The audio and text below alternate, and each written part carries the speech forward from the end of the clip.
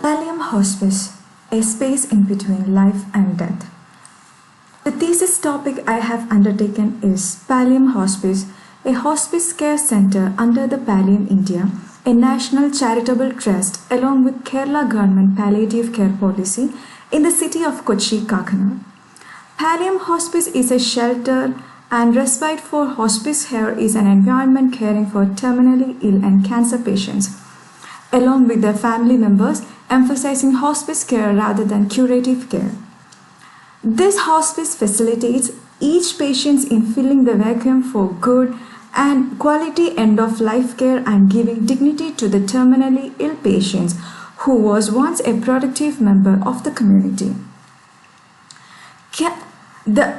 In the Indian context, the history of hospice came into existence from the time of King Ashoka as punyalayas for the dying along the holy ganges. Also, hospice were not a prominent in India as a traditional system involved caregiving by family in their homes, hospitals or nursing homes.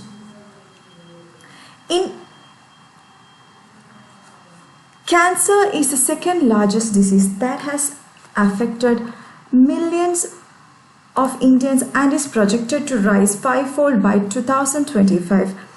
12 lakhs new cancer patients are rising every year.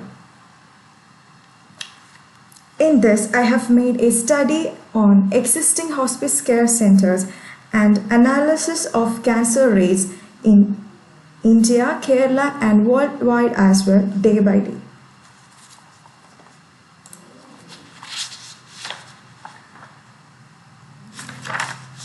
While designing a hospice, there is a need to consider certain aspects such as human concerns like comfort, remnants, social engagement, fear of dying, the unknown, and closure elements into my design through spaces. Also, the incorporation of healing architecture measures that adopts the tropical climatic conditions of Kerala. For that, I have done interviews. Along with that, I have done interviews with hospice care practitioners and experts and patients to explore their experiences and also investigating areas of tracing, behavior, opinions, working of their hospice models and various problems faced by them.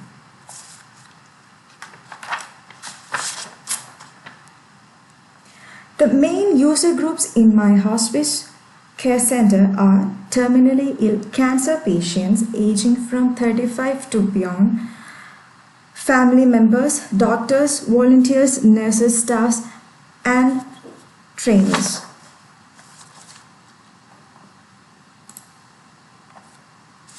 In order to acquire more knowledge regarding hospice, I have studied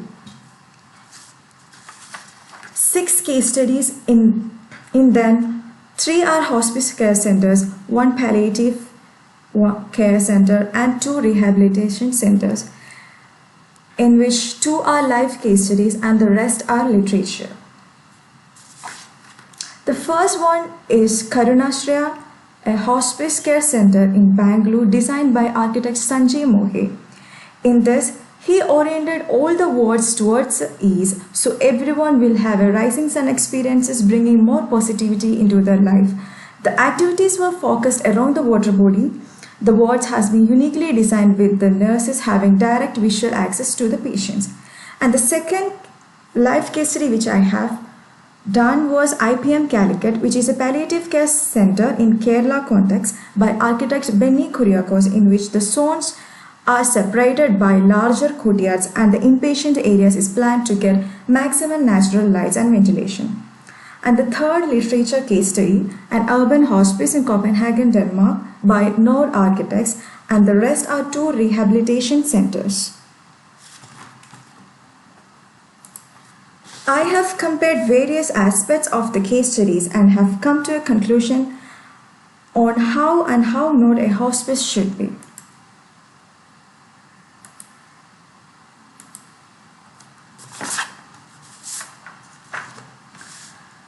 The site is situated in the district of Ernakulam in the city of Kochi, Kakinada, Manakadava.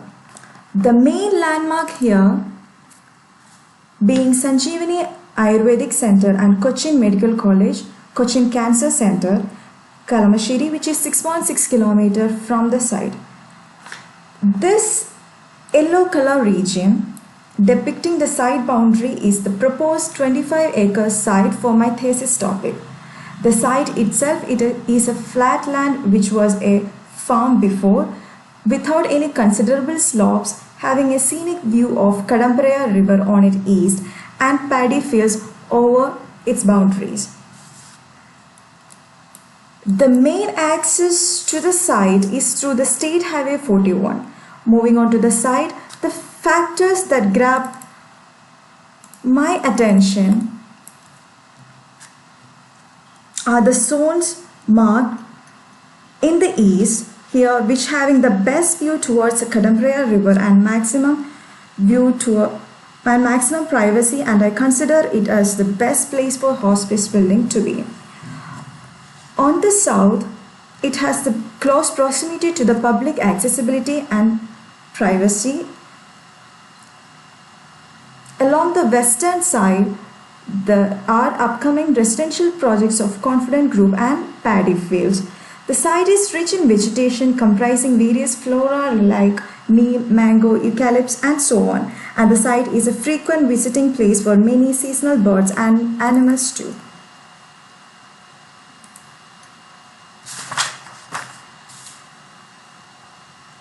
The design planning starts from the concept of establishing a relationship between healing, human senses, natural elements and architecture, which I strongly believe a holistic approach in designing a hospice. Design evolution takes place from site and context. The site on context, the true process was to sustain the existing vegetation, recreation of the water body depicts life, east-west orientation of the buildings to maximize natural light, which is considered as a main part of healing along with experiencing the morning east sun. Classification of zones as public, semi-private and private. Minimal circulation and creating a central axis for circulation. Apart from that, another design consideration was I classified the people in hospice on two aspects, which are psychological and physical. On psychological aspects, they can be privacy oriented. They are one who are hoping for socially active, needing privacy and support of a volunteer. And there are patients who are very much into privacy oriented, like to sharing. And considering the physical aspect, it will be like during the end of cancer, there can be people who lose their senses, and there can be people who are bedridden, walkable and wheelchair. Based on this classification, I made a 5 type of room layouts. On the type A, it's gonna be like physically well, walkable or wheelchair, less privacy needing, socially active persons on one part. Type B, walkable or wheelchair or needing privacy and no volunteer support kind of persons.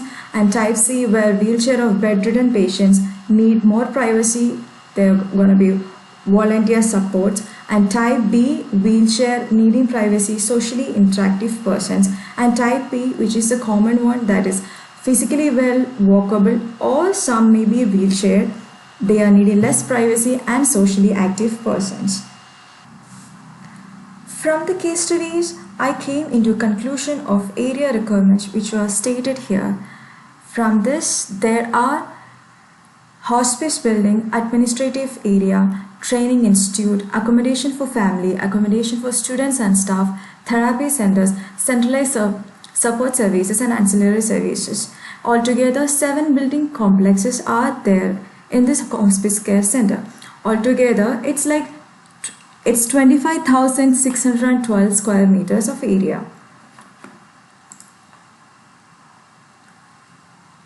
Coming to the site plan,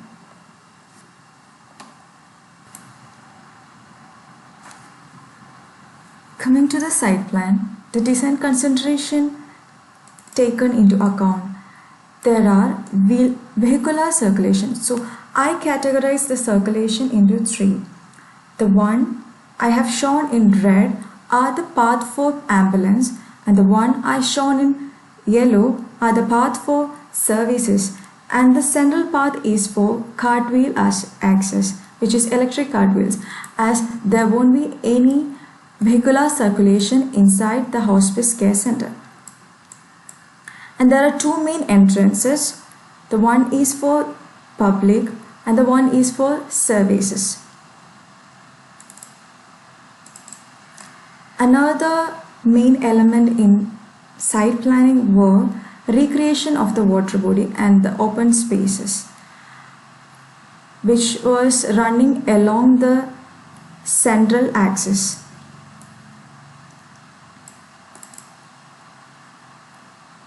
Also, the total build cover is 25% of the site.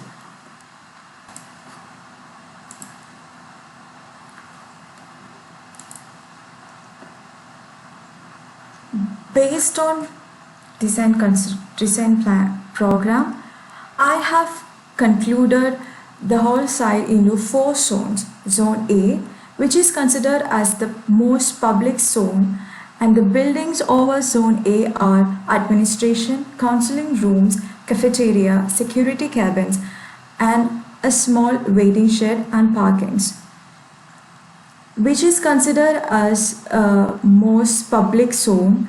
And from Zone A, there won't be any public allowed to the hospice care center.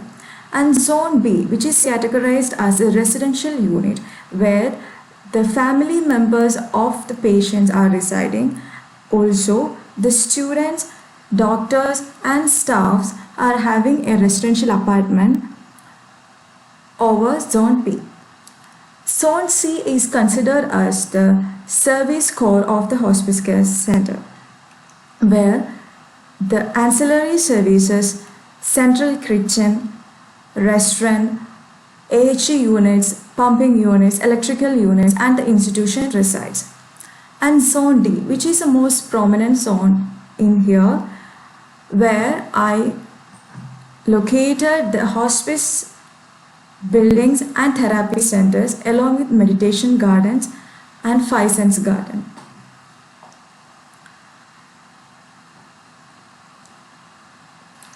Another design consideration involved are keeping the existing landscape as pockets, which also provides as a buffer zone from the residential units over its east and west. Also, there are a series of gardens which is a part of healing architecture called Five Sense Gardens and indoor gardens for the residential units. And there are open spaces such as sunken amphitheaters, water bodies and central courts for the patients and family members to interact. Zone 1, the public zone. This is axonometric view of the public zone, where I mention the main entry from State Highway 41. The one entering through this entry will be having a security cabin at the right and a charity shop which is accessible to the public without entering to the site. And the one person entering through this access goes straight into the circular dome, where it is considered as a drop off, and the vehicle can go out to the access 2. And access 2 is also considered as a service access for trucks and also for the staff to park their vehicles on the staff parking. This main access is considered same for the ambulance to enter, and it goes along to the hospice unit. The main features in this Zone A are administrative building, welcome dome, counseling buildings, ambulance parking, a small restaurant for the staffs and ambulance drivers, and also at the one entering to the service and the access is first seeing a sculpture and a garden, and there are open spaces for recreation. Here shows the layout of administrative unit. Were considered conference room, waiting lounges, and the office rooms, counseling rooms, lounges, toilets, and so on. These are the rendered views of entrance and the drop-off, and the design evolution of the drop-off and the section view. Zone 2, which is considered as a residential zone where the family members of the patients and also students, doctors and staffs resides.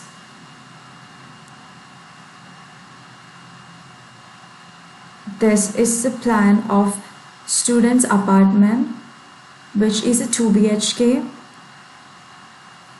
having 3 floors. And the conceptual evolution of apartment is also shown. In the Zone 2, the another building is apartment building for patients, relatives and parents, and also villa apartments. Zone 3, which is considered as a service zone, where comes the restaurant, central kitchen, institution and other HU units, pumping rooms and electrical rooms. The layout plan and sections are shown. These are the conceptual diagrams and the sunken amphitheater, where it is considered as a place for carrying events in hospice and a common gathering point for all the user groups in this hospice. Zone 4, the most prominent zone, the hospice zone. Hospice zone designs evolve around central courtyards, verandas, private side yard gardens, common recreational spaces, internal water bodies, which are the main design consideration in tropical climate, and it's also favorable in Kerala context. The main spatial arrangement are considering for patients. There are coffee shops inside the hospice, dining rooms which are common to all, multi-purpose halls, and there are prayer rooms, counseling rooms, courtyard for yoga and other activities, and there are these 5 types of room arranged in such a way that maximizing eastern sun and ventilation. And the services included in this hospice are nurse stations, which is in the ratio 1:10, volunteer rooms, clean utility or sluice rooms, dirty utility, staff common toilet and changing rooms, isolation rooms, laundry. One person who is dropped in front of hospice is taken into the hospice, and there are these waiting lounges, and from there comes a circulation path leading to the respective rooms, which is aligned in different color codes here. And this portion is the main hospice, and this is the sub-hospice center, and the patients from isolation rooms are taken out through a special ways which is not bothering others, through two paths from both hospices.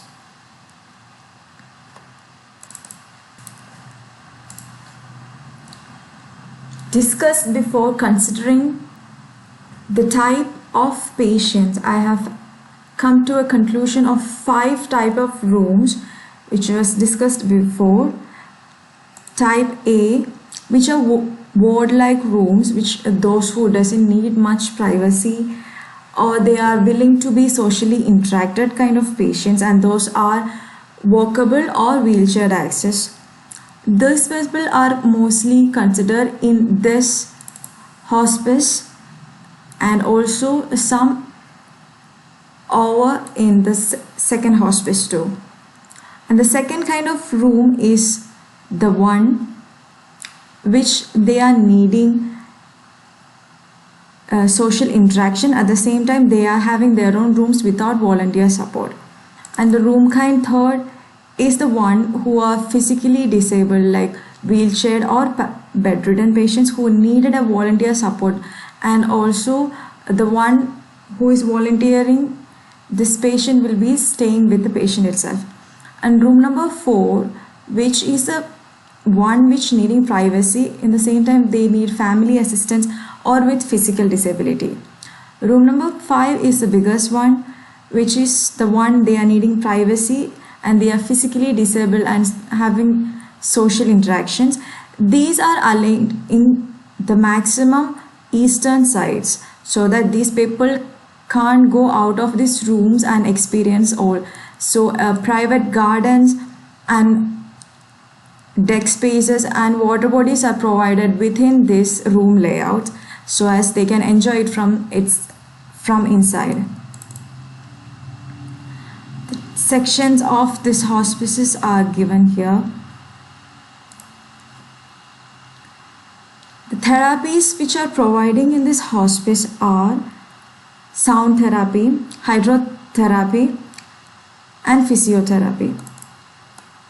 The one showing here is this hydrotherapy units which having leisure pools, cold tub, hot tub and floatorium.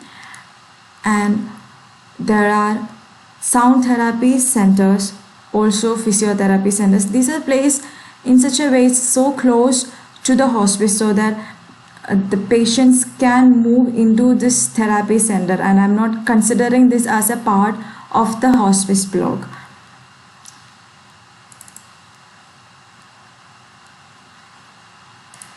Some of the factors which I consider during designing this hospice are double-layered wall with green buffer from harsh sun and shaded courtyard spaces for casual meetings, walkway directly into connecting with nature, and double-heighted arc verandas for overlooking water bodies, and courtyard trees surrounded by water, healing gardens with meditation pots and space.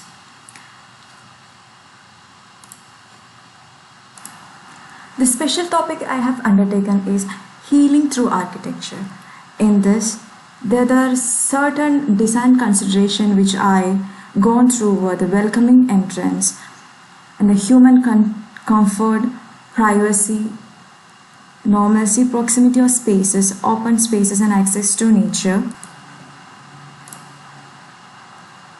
views and vistas, dignified environment, spaces for interaction, minimalizing the risk to fall and infection, easy wayfinding, quality corridors, creating positive distractions, respecting patient's choice, air quality, furniture designs which are provided in outside seating areas, indoor planting, water bodies, therapeutic gardens, color selection, security and affinity, outdoor rooms, terraces and balconies, calm and quiet atmosphere so that it reduces maximum noise inside the hospice, facilities, surveillance of staff and doctors, which is much prior importance, and the spaces for families and relatives, building orientation, consideration for impairment, sense of freedom.